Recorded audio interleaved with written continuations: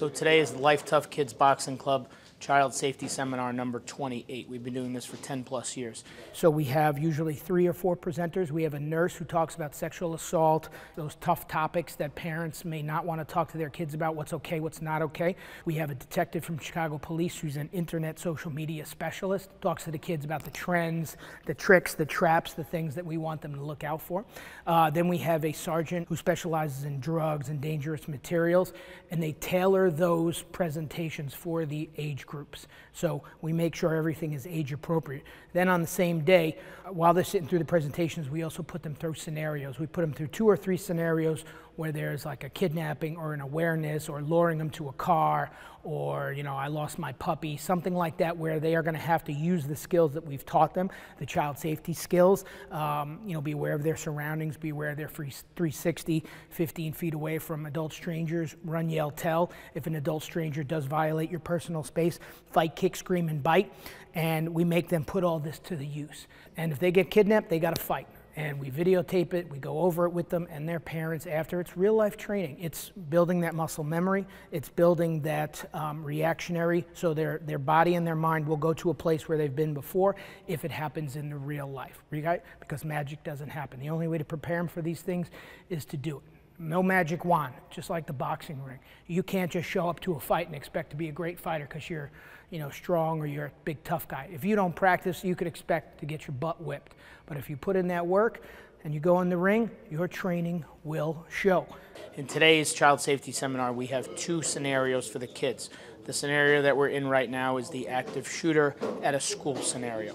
What we're doing is we're bringing in 2 kids and telling them they're at a lunchroom. We have role players who are playing other students, and they're seated. So once we bring them into the lunchroom, they're given about a minute to look around, socialize, and then we have a code word, and then the active shooter is going to come in through the door. And we are hoping that the children, you know, do what they're taught to do. You know, run, hide, fight. Find the exits, know where the exits, get out of Dodge. Don't deny, don't sit there and do nothing, don't fall into shock or paralysis because that's going to get them killed. Now, we've went over these things with them many, many times, right? The reason they have a minute or so to hang out before the active shooter is announced to come in is because we want them to be scanning the room and knowing where the exits are. We've been over this with them many, many times to have a good working knowledge of where the exits are no matter where they are, whether they're in church, temple, school, Target, Walmart, a restaurant, wherever they are.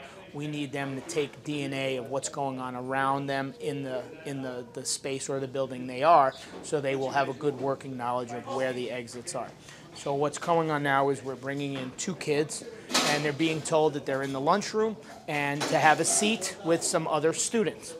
And they're going to have a good minute or so to kind of survey the room, which we hope they're doing. And they haven't been prompted on this.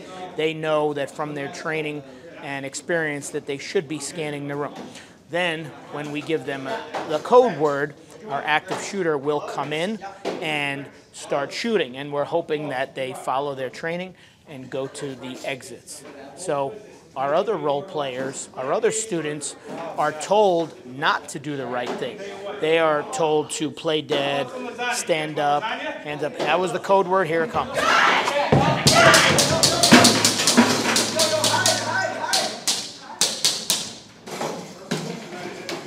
So what we saw was both students took immediate action, which I'm proud of, and then they'll be debriefed by our handlers, our coaches, about what happened, what did they see, give a good description of the shooter, what they said, what they did, and the action that they took.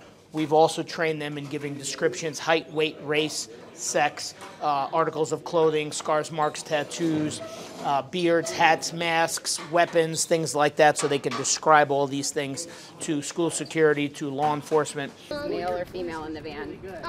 Man, and someone was asking us if we wanted candy, and that was a female. 3 people were hiding somewhere, and they were all man, and 2 people were hiding around the corner and asking us if we could help them with the game, and they were all man. Maybe 40, white. How tall might he have been? 5'10".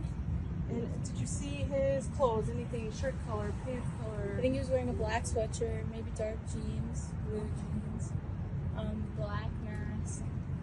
think black shoes. Did you notice anything unusual? Scars, marks, tattoos, anything like that? Maybe tattoos on his arms. I'm not 100%. And where was he traveling? Where did he go? He came into the cafeteria on foot. Help! Help! Help! They're trying to take me! These are my parents! Help! We made it a little unfair, right? No matter which way you went, you were going to have to fight, okay? But I like the fact that you were looking for a way out. That was perfect. And then once you got grabbed, right, you yelled and you fought. So can't ask for anything more. Good job. This is twofold. Take immediate action, run, hide, fight, whatever they can do, find the exits, and then report what they know, give good, accurate descriptions to law enforcement, school security, and get out of danger safely. What we want to prevent here is from them falling into shock or paralysis and not doing anything, because not doing anything, staying where they are, playing dead, hiding under the table is going to get them killed. It's okay for them to make mistakes in here. We will talk them through it. We don't want them making mistakes in real life. So in this case, both these students did pretty good. Now they're going to get debriefed and they're going to give good descriptions to their handlers, and then we're going to rate them on their performance. What this does is it gives them a muscle memory of how to handle these situations and how to react appropriately when they have a plan that sets them up for success. No plan is a plan to fail, because we know that people don't rise to the occasion in life. They sink to the level of their training, right? The fairy godmother isn't going to come and make them an active shooter expert just because, they're in a bad situation. They're going to do what they're trained to do. And there's been some psychological studying on herd mentality.